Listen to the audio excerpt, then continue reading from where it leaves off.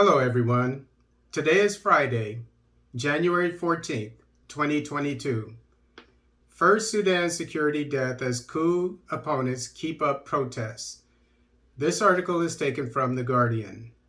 A senior Sudanese police officer was killed Thursday during protests in the Sudanese capital, an official statement said, as security forces fired tear gas at thousands who kept up rallies against an October military coup. Brigadier General Ali Barima Hamad fell martyr while doing his duties and securing protests in the capital, Khartoum, the police statement said on Facebook without giving details of how he was killed. His was the first fatality announced among security forces since protests calling for a return to civilian rule began more than 2 months ago. A security crackdown on protests has left at least 63 people dead and hundreds wounded, according to medics, who said many of the protesters were killed by live rounds.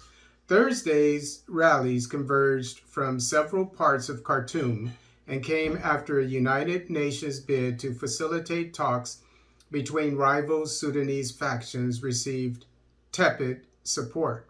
The UN push aimed at resolving the crisis since the October 25th military coup led by General Abdel Fattah al-Burhan and the resignation of the civilian Prime Minister Abdallah Hamdok earlier this month.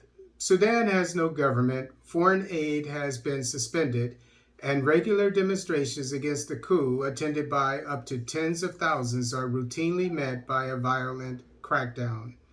Demonstrators also took to the streets in the capital's twin city of Omdurman, as well as in Port Sudan in the country's east, according to witnesses.